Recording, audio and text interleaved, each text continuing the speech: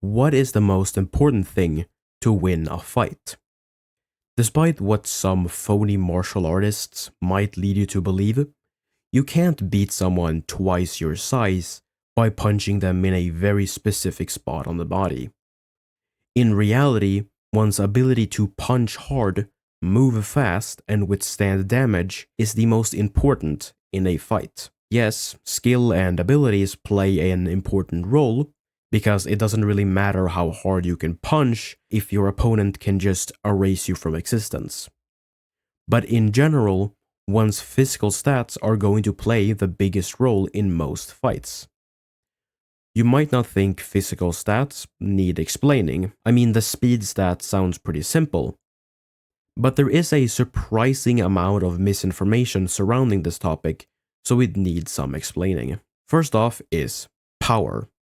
We can generally divide this stat into 3 different substats.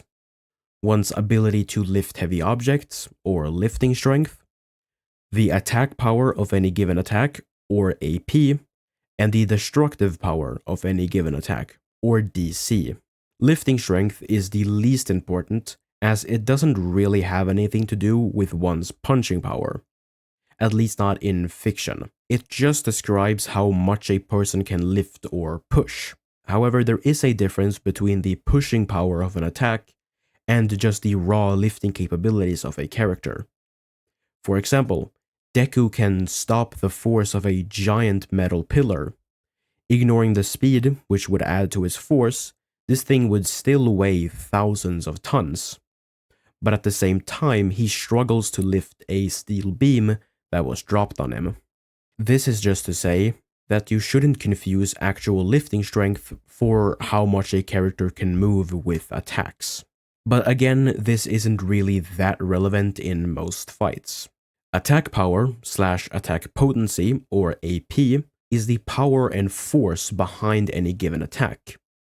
It's simply a term that describes the energy output of an attack. You've probably heard people say that a character is continental or planetary, and then question how they got to that conclusion when said character has never destroyed a continent or planet. And the reason for that is simply that while they can't destroy a planet, they can punch with the same amount of energy that would be needed to destroy one. Take for example Shinra. He's able to kick the moon while it's falling towards Earth and completely stop its descent. This would at least require the same amount of energy it would take to blow up the planet, yet Shinra stopped the moon without even making a large crater, because while he can kick with the force needed to destroy a planet, he himself can't actually blow one up. Destructive capacity, or DC, is what actually determines how large of a volume you can affect or destroy. AP will always equal DC, but DC will not always equal AP. This is to say that if you can blow up a city, you automatically have city levels of AP, since you would need to output, well, the energy needed to destroy a city, but just because you can punch with the force needed to destroy a country, that doesn't mean that you could actually blow up an entire country with a single punch. Our next stat is speed. Speed can mainly be divided into 4 substats, being travel speed, combat speed, reaction speed, and perception speed. Travel speed describes how fast a person can move over an extended period of time, like running, flying, or swimming. Some people make the mistake of thinking travel speed is dependent on how far a character can move, but moving a long distance can be due to a large buildup of speed, and not something you can do consistently. Like how Zenitsu can move tens of meters at the speed of lightning, but can't run a marathon much faster than a real-world person could. It's important to make these distinctions, because some people will take a character moving a few meters by dashing at high speeds to mean that they could also consistently run at these speeds, which will lead to pretty overinflated calculations, as combat speed will be used to find the distance someone ran. Combat speed refers to the speed a character can fight at, so things like punching, blocking, or dodging are all part of combat speed. Even being able to move 100 meters with one burst of speed would still be considered as combat speed. Reaction speed describes how long it takes for the brain to process something and send a signal to the body.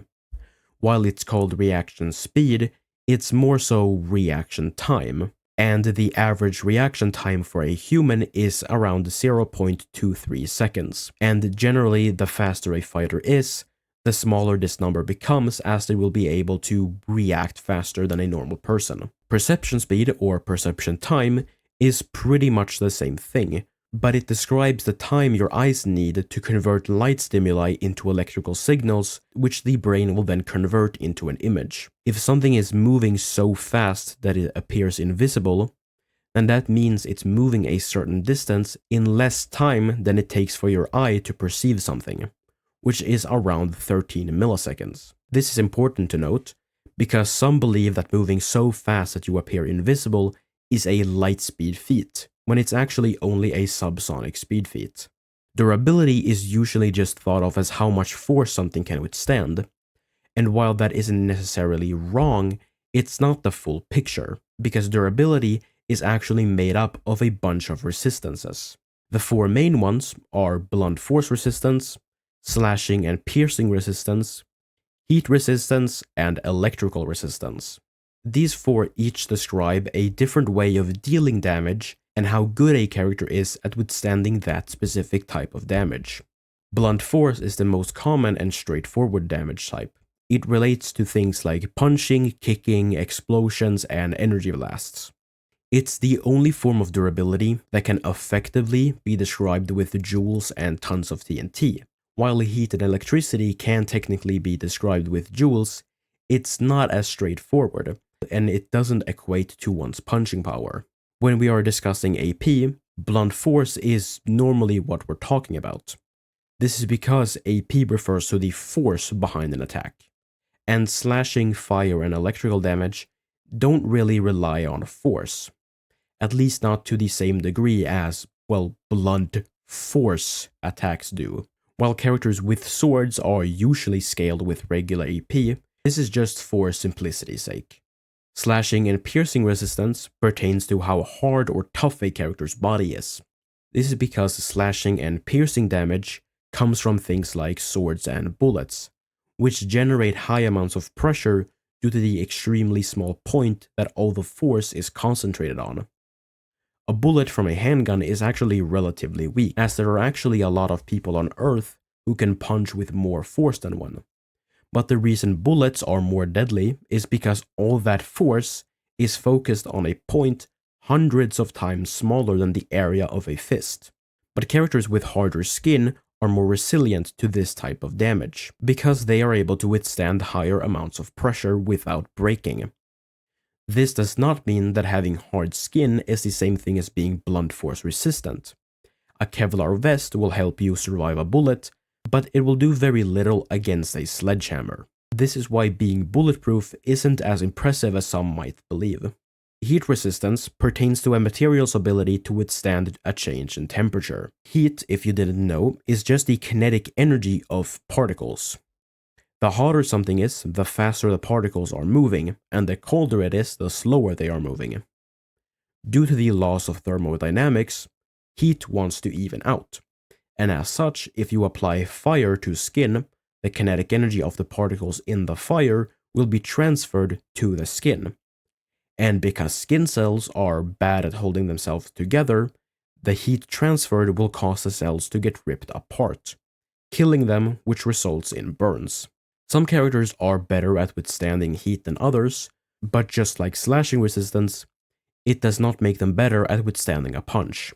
Electrical resistance is similar to heat resistance, but it functions a bit differently.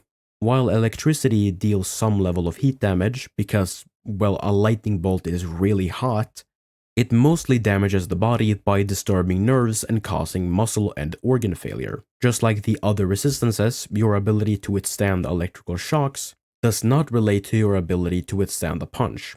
So just because a character can tank a lightning bolt, which usually have enough energy to blow apart buildings, it does not mean that they can actually survive a punch that could also blow apart a building. Because again, that electrical damage and that electrical energy is damaging you in a different way than a punch does. Durability also plays a very important role in determining a character's attack potency. This is because of Newton's third law of motion, which states that any action has an equal and opposite reaction. This means that if you punch something with building levels of force, your fist will also be hit back with building levels of force. If you are then able to withstand this force without your fist breaking or sustaining a lot of damage, then that means you should also be able to withstand building levels of force to most other parts of your body. This is important because it means that if you are able to damage someone who can withstand the force of their own attacks, your AP would scale to their AP. And if their blunt force durability is much higher than their AP, and you can still damage them, then your AP would subsequently be higher than their AP.